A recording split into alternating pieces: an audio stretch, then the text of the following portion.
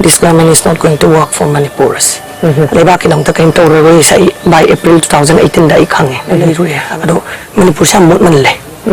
you need change. Yes. Manipur sa on ba bureaucracy and we need officer like you nangum ma thautai manung sida sangjal aga karai da kari mo lino haibase pulab hiang aga singdokpam sange haitare amaga phai sigi se pha ba sidagi ataru bi pressure la e thadu o khoto o adu da taw haidana ara sigi pressure se lak pa sidagi kan wata we haitare sir promote se suddenly transfer to khngkhre ba ai ikubo kaka mari se yam se li aduna ira piri ne ai thabak pi da maram sida okay makubo ka ma mari se am pha bani na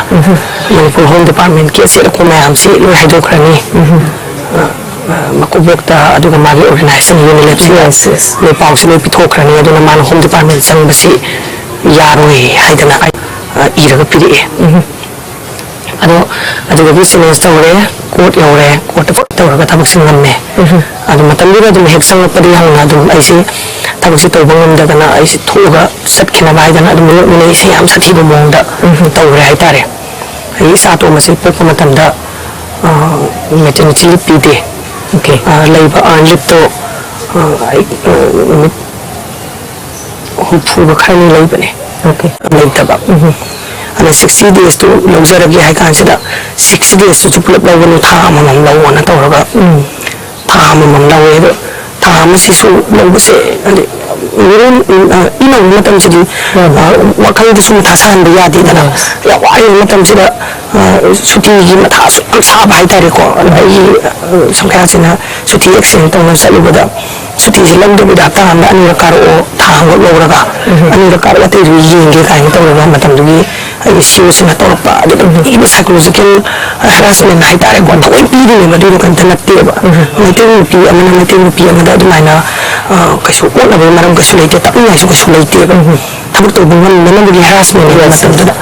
aduna asmadi what kre what pase adu gi thabak si ultimately 2016 daina pet encounter gi sanjit nihatsi exposed tawraga ai thabuk se tok thom bane republic day dane ni democracy si sini na kupang tharamaga non thabuk se nawa lobdi na tawraga thabuk se tok thom thule ari gi den 18 da muk under pressure and insistence thabuk se mohanjalle hanjalaga narcotics ta sange is drugs da sama matu sida asayan na lagi ai tare mate kharadi ai gi matam sida sir ADCP yang lerame promote asthana ayana ma na siam sawa khut role lawe sir sina nda kawe ani hunda kawla kan sida nang busi kai dawri na hangi matam sida 17 dane 17 meram dai sida December da rangane alin sir ai si gena culture na lawba kan wa malai sigi ai training satlu ka halak tangai ri adana Manipur se kan hogi agriculture de yawo lama purake na ai hona jari na hai kan sida sar sin hai ai si yang kuina Manipur gi deputation satlaga layure bas pai gi security wena leram bani IPS ne ado matam kuina ma panda layure ado Manipur sa mot man le you need change yes Manipur sa on ba bureaucracy and we need officer like you nangum ma thautai manung sida sangjal aga karai da kari mo lino haibase pulab hiang aga singdokpam sange aduna ai si ADCP ni elo intelligence ka pai ni adu nang thabak sida sang o amuka ai yet ki pambom sa ai hini gai nang gidam ta pike okay aduna ai na lepi nang sang o anai ana aina khume mayam sigi makhut sidi lo ina simpu sida khumma ga leire adu ai amakhang ka dongam doino anai ana mai nang amakhang ka dongam doino hai bisi nang changa aga try tawraga nang mai thibu na phai try tawraga nang ngam taragadi nang na dilebak dis on yo laroi anangi Manipur si loi dore si sathari ba phimam se nang chang waila anjang ko ga is wari am sai atu pa yangal lagi so gi alaman me am tawraga approach tawre tawraga isi mai tawraga thaja ba khara da thabak se hanjale narcotics sange sang ka sida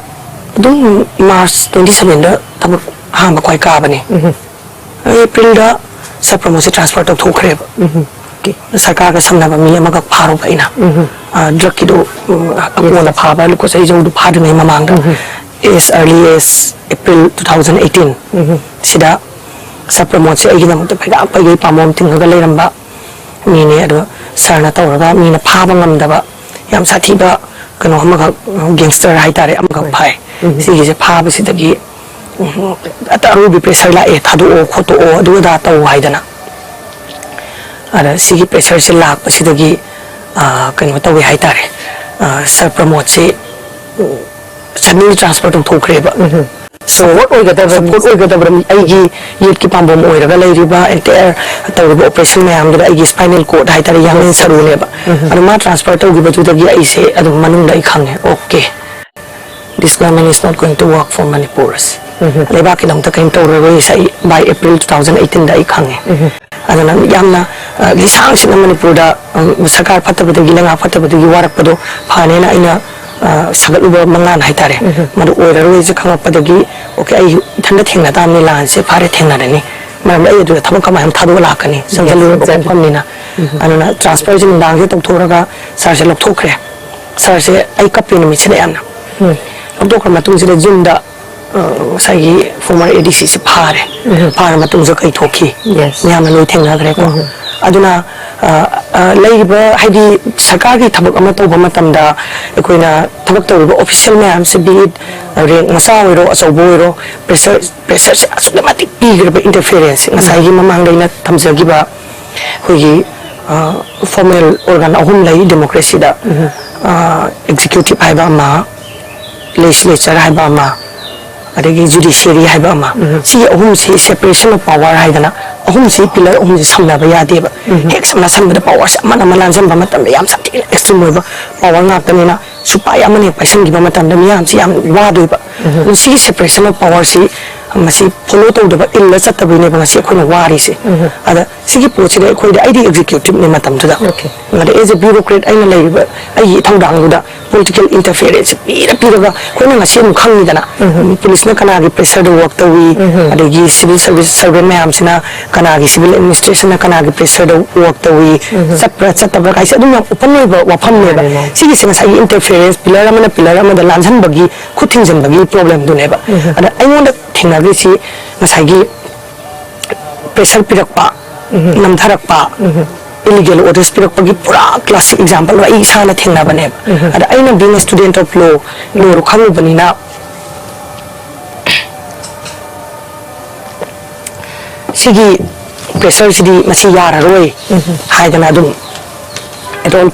sina marui de some at some point masi thabak se langtho mu thok ta yararoi na dum lekhi haitare hari aduna ahom se supai leite khoi ngaksida aduna politically bureaucracy da piriba bureaucracy se phajana control ang bakthami seasonally momong season ba aduga indragana transfer posting suspension all this punishment ma am se piba si mari se taba mari ne si mari se phagat andam sange aduga mari se thalat kadam ne ba khoina bureaucrat ma am se sorry bureaucrat ma am se maning tam la thabak to hanba yes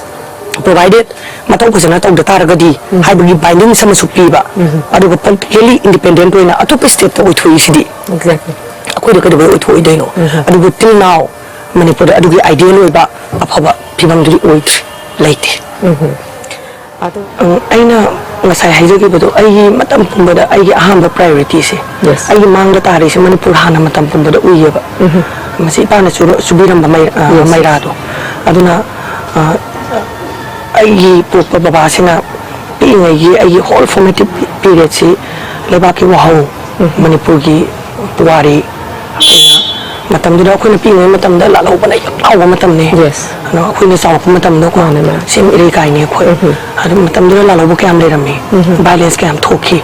is early is quite hamba mi ha che ina ningjang ma da hairang ko tong massacre sin ne volleyball ground hat ki base din nama blood bath ne ba tawri ab sigi marak sida chaw ko matam sida khobana ingonda pula political training si babana piram bane lairi se Manipur gi kai marang no ju violent to ori se karai di lakhi bano khoi kadum da saturi tung dai khoi gi thaudang se kai no hai base adigi adu yelor pana mu aina ongri ba mu si sumu leba ki da makta dum lisang se na generation sum ka thola ko mu ma mu oire ꯑꯅꯤꯁꯤꯅ ꯄꯨꯂꯞ ꯇꯨꯅ ꯆꯠꯂꯀꯥꯟꯁꯤꯗ ꯃꯥꯡꯗ ꯇꯥꯔꯤꯁꯤ ꯃꯅꯤꯄꯨꯔꯅꯦꯕ ꯈ꯭ꯋꯥꯏ ꯆꯥꯎꯕ ꯑꯩꯈꯣꯏꯒꯤ responsibility ꯑꯇꯇꯥꯏ ꯁꯤ ꯑꯩꯒꯤ ꯏꯃꯥ ꯂꯩꯕꯥꯛꯁꯤꯅꯦꯕ ꯑꯗꯨꯅ ꯑꯩꯅ ꯊꯕꯛꯁꯤ ꯆꯪꯈꯤꯕꯁꯤ ꯃꯗꯨꯒꯤ ꯇꯣꯂꯣꯞꯇꯨꯅ ꯑꯣꯔ ꯑꯗꯨꯒꯤ ꯄꯋꯥꯔꯗꯨ ꯁꯤꯖꯤꯟꯅꯔꯒ ꯑꯩ ꯄꯩꯁꯥ ꯇꯥꯟꯒꯦ ꯑꯩꯒꯤ ꯂꯅꯥꯏ ꯑꯣꯏꯅ ꯅꯨꯡꯉꯥꯏꯒꯦ ꯍꯥꯏꯕꯒꯤ ꯏꯟꯇꯔꯦꯁꯁꯤ ꯃꯥꯡꯗ ꯁꯨꯡꯂꯩ ꯂꯩꯈꯤꯗꯦ ꯁꯤꯁꯇꯦꯝꯁꯤ ꯃꯅꯨꯡꯁꯤꯗ ꯆꯪꯁꯤꯜꯂꯀꯥꯟꯁꯤꯗ ꯊꯕꯛꯁꯤ ꯇꯧꯔꯒ ꯀꯔꯥꯏꯗ ꯀꯩ ꯂꯩꯔꯤꯒꯦ ꯍꯥꯏꯕꯁꯤ ꯌꯦꯡꯊꯣꯛꯄ ꯍꯥꯏꯕꯁꯤꯅꯦꯕ ꯄꯥꯟꯗꯝ ꯑꯣꯏꯈꯤꯕꯁꯤ ꯑꯗꯨ ꯈꯨꯠꯇ ꯂꯩꯔꯤꯕ ꯑꯩꯒꯤ ꯊꯕꯛꯁꯤꯒꯤ ꯄꯣꯖꯤꯁꯟꯗꯨ ꯌꯥꯝ ꯆꯥꯎꯏ ꯀꯣꯟꯁꯇꯤꯇ꯭ꯌꯨꯁꯅꯦꯜ ꯄꯣꯁꯇ ꯃꯤ ꯑꯃꯅ ꯂꯧꯊꯣꯛꯀꯦ ꯍꯥꯏꯕꯗ ꯂꯩꯉꯥꯛꯅ ꯂꯧꯊꯣꯛꯀꯦ ꯍꯥꯏꯕ ꯉꯝꯕ ꯄꯣꯁ ꯅꯠꯇꯦ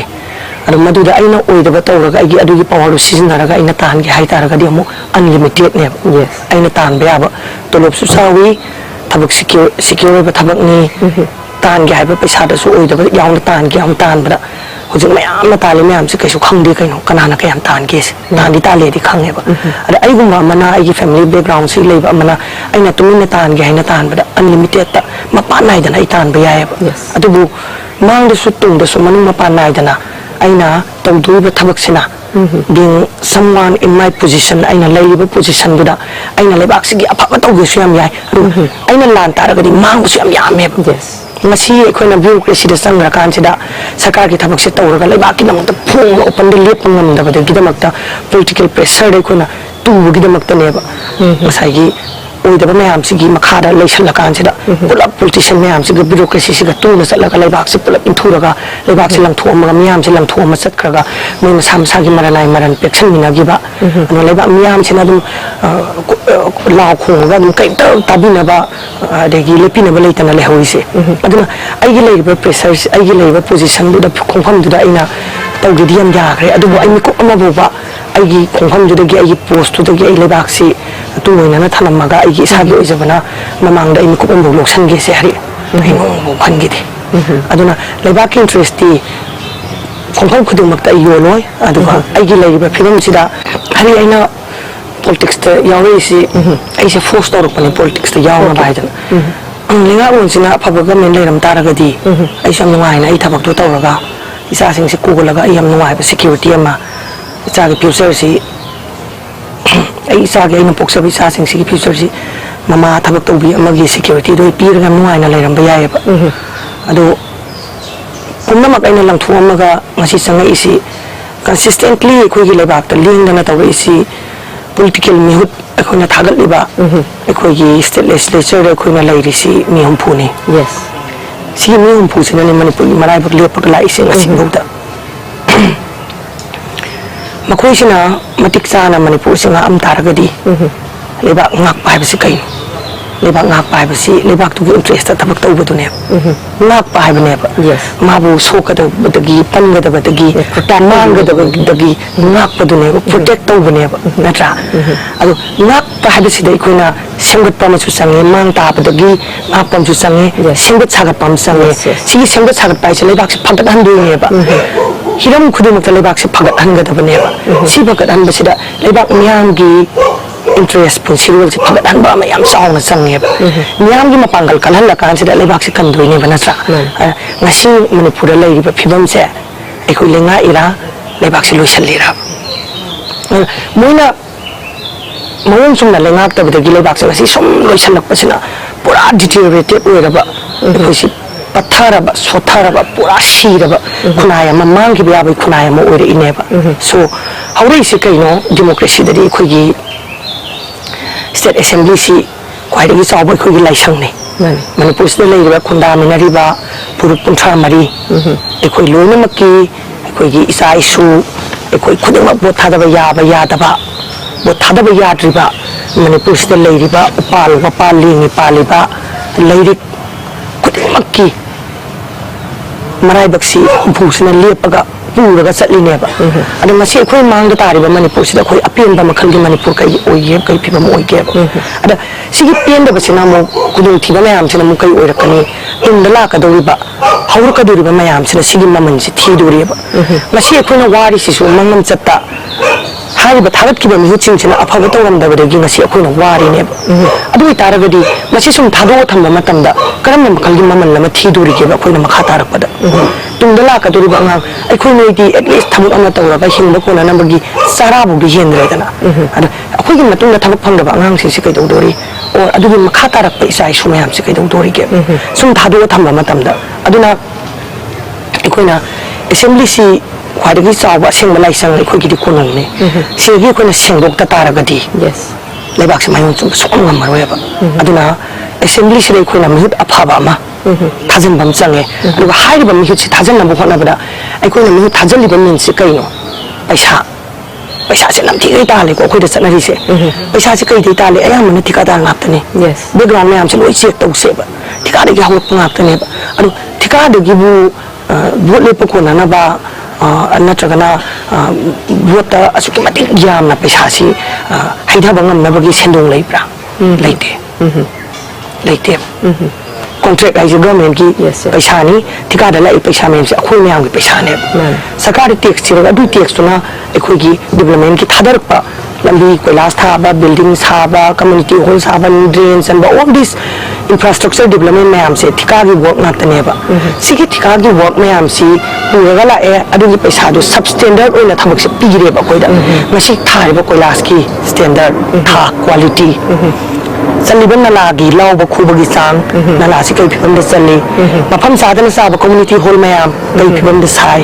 tauri ba sarkar gi loisang do ro ama do ro school kamai leiri primary health center kamai salai sitika anga tane ba even midday meal scheme gai leiri sitika anga tane ba adu sigi pot mayam sa khoi dam bu yau de ba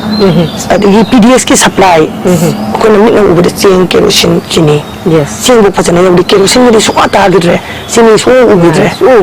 adu sigi पैसा ma'am से अखोइदा पुथारा कांसिदा अखोइदा पोची quality योदना मसिन सुदना योहल्ला कांसिदा pull-up मतों से हुरगा सटख्रेबको सिगी पैसा ma'am से pull-up पाइरे पाइरा कांसिदा आई power मु पाइरगे हाइदना बुचिदा मु समय app power से कमाइना पाइने मैम से स्कोमटिक पंगे खोइ मैम से यस पंगबसिदा पंगी बनिना लेंगा पाइबसि कइ ngbo खंगजदबा कोइ मैम से याम बनानि को लोइना मकनते खंगजदबनिना बोर्ड की चना बिया 1972 दे कोइ हुजु फोचना रे इसे बोर्ड में आदा पैसा येनबा यस साक पिजबा अदुगा यु पिथकबा यु दुगी मथकता कोइ इनविजिबल वेब अमसु लैरि ड्रग ने WY anything any drug इनुना लैबा खुदुमकसे आई केम सिनतना कैंडिडेट खरा नतना यस अयाम कैंडिडेट खुदुमकि मयुमदा यु सि ड्रम द खिल लैबने कुंजिन दगी थादु थकपने drug मैम से खिलनी drug addict मैम से संगा drug dose पिजा दोइने पिदोइ सप्लाई तौ दोइने till election अदुगा करो लेकाई की केंद्र की मैम से न पैसा साइ दोइने पैसा साइ दनि को अदुगा मैम से वखल खन मंगम गदबगी पंगल से पुलप थोखरेबा अदु मिहुत अमम हाइबसी खुना आइगी महुत हाइबने असेंबली से संगा पुलप फमिनरगा वारि तिलोमिना बयादबनिना डेमोक्रेसी की वाहन थोक से आइगी महुत से भोट द पीरा कांसिदा आइगी महुत ओइना पीबा आइगी दमक नंग पुरो आइगी खोंजेल आइगी पुलप थवाई सोक्सांग सुनंग महुत सिलोन पीरिनेबा सिगी सिदा आइगी इसागी सु सरुक यावरिनेबा वो थादबा याबा इसागी सु इसा थादबा यादबा इसागी सु यावना पीरिनेबा अदु मिहुत अना सिनागदबा पोसे थवाई सिनारिबा मी से कनादा सिनागेदा सेंजाव पाइबा अखोगी इरन मयाम अम हुगिबा ठिकादार मयाम दो ठिका मयाम तौर हुगिबा मीदुदा माना अखोई सिदा अपंग सिरेबा बोट मयाना खतम कोइलास थारी कै देबो नो काइसे अखोई हंग मंगमद्रबा सही मरी गे मखाय अखोई लेतंगाय मतकता गाड़ी थवी खोंगना चली बोट मयादा अखोई कोइलास थारी से कईगिनो काइसे अखोई वहंग पाहंग मंगमदबरे कोइलास थाबिरमनिना ना अखोई पंगधारे पैसा येले स्मागी चाक सानरे माइ पैसा येले माना दु थोए दा थोरे आई पुइबा आई बुंपा मयाम सिना युबुगी लांगदा थाखरे पुरा दुदा तुरा लैगरे अदगिदी पैसा हेन येलकपदुदा पिबिरसी हलक्सिना बंग केंत खंगजदना इसासु आइगी थवाइसु पुलप सिनारे बमीसिदा नंगा साइगी आइगी इसा इरन हुरगा पैसा तांगरा पावर पाइगे लाप कइबु कइयोगा ngakतने मोइसे कइबु कइयोगा ngakतने बा इसा दु सिना सले आइदु सिना सले अदेदी बोट एगोबगा आई काउग्रे नम कंप्लेन तौरानी अदेगी नेक्स्ट टाइम सही मरी मखाइलो काजे कोइलास की सेम ड्रामा सेम लानी अदुदा मु पंगधारानी सिगी थमाइलोन गी साइकिल सिदा दम सटलगा लाकपगिने अदुना अदुगी फोन लेबा ngasi Manipur da akhona pulap na thiminari ba force ana masi sum satha lai taragadi masigi maman langba thidori ba kanana hawi ba angang singsina mangam ta chatta soigi bagi nanga ina thiri ba ngasi maman adu sigi maman se akhoi ki isa gaina thihalam gadra ba aduna miyamna collectively akhona vote masal power mani power gana mai pa ise si maram si kaino pangbane aduga lack of trust factor thajaba leitaba ni na handakti paisa piba mi ram pigre si haibdo pange khangjadre agi hak kaino mihut ki mire ki daita kaino ma gim tobom thok pa mathau kaino si khangrabani na akoina yonthoe ai lege la ini usitrini ko kolas ka thari ba koida taw si kareng reng law ba kolas la mu pa ba ma yamam thare thar kan taw si akhoi usitrini kai si khandram ne miyam leibani aina aigi thawai yon bane haibase miyam mi kap thokmina ba ngamdaba adu thokane ba aigino manipur haibase wari aso asang ba magak lairi sahi lising ani hen bagi written history leiba lamne north east ta samga tripura ga manipur khatang dane ba written history leise adu su sahi lising ani se khoi mutri ba aduna su soi dana manipur pum huppa ga ngasi aduna mi kap tholakani mi bese ta singki tumbari hawro pa lai bane ba mi kap tholakani aduna su kai soi dana mai pa kani